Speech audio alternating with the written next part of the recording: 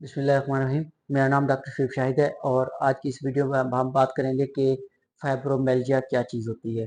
दरअसल हमें बहुत सारे पेशेंट आके ये कंप्लेन कर रहे होते हैं कि हमें जो होता है पूरी बॉडी में पेन होती है, जलन सी फील हो रही होती है और जो हमारी पूरी बॉडी है वो हमें थकी-थकी सी लगती है, सेंसिटिव होती है। तो इस कंडीशन को हम कहते होते हैं फाइब्रोमिल्जिया।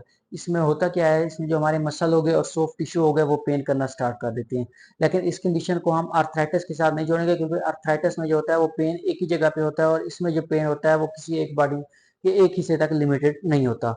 और ये वजह किस वजह से बनती है, इसके साइन एंड सिम्टम क्या हो रहे होते हैं। पेशेंट को डिप्रेशन फील हो रहा होता है, उसकी जो बॉडी होती है वो थकी हुई होती है, फटीग हो जाती है उसके मसल, और उसकी जो नींद का जो पैटर्न होता है वो उसका डिस्टर्ब हो जाता है। उसको नींद एक ही कंटिन्यूस नहीं आती, वो नींद करेगा फिर उठ जाएगा, फिर उसको नींद आएगी फिर वो उठ जाएगा। तो ये मुख्तलिफ कंडीशन होती हैं। उसके सर में दर्द रहेगा, उसके पेट में भी दर्द रहेगा, कॉन्स्टिपेशन वगैरह, या फिर उसको एनेक्सिटी होगी कि ना कोई भी चीज़ है जैसे लाइट है, कोई टच, ठंड वगैरह लग रही है उसको, या कोई ऐसी साउंड है जो उसको ना डिस्ट्रैक्ट कर रही है, तो वो ना मेंटली जो होगा वो डिप्रेस्ड रहेगा।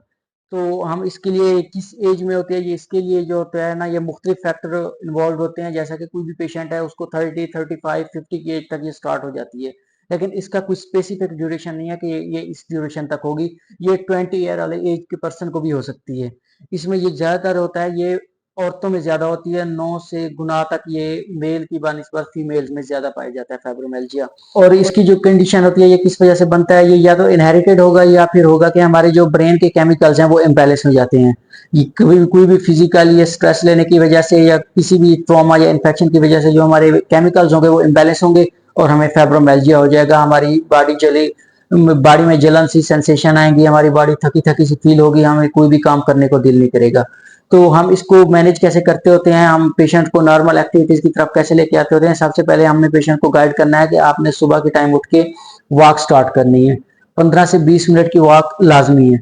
उसके बाद हम देखेंगे कि हमें आगे क्या करना चाहिए। हमें उसकी योगा या स्ट्रेचिंग वगैरह एक्सरसाइजेज उसको बतानी है कि आप ये एक्सरसाइजेज करें। उसके साथ साथ हमने उसे कहना है कि आपने अपनी स्लीपिंग पोस्चर और स्लीपिंग पैटर्न है जो आपका, उसको आपने करेक्ट करना है। और मिनिमम आपने जो है वो 8 से 9 घंटे की नींद सोना है।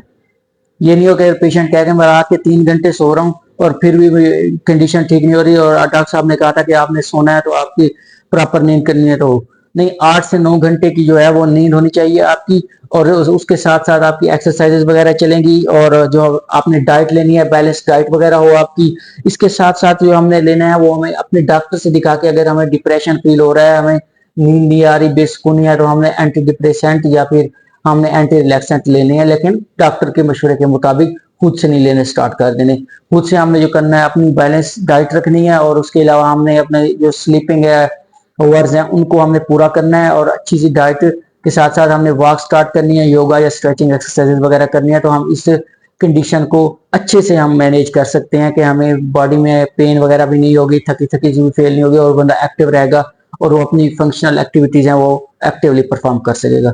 Thank you, best of luck.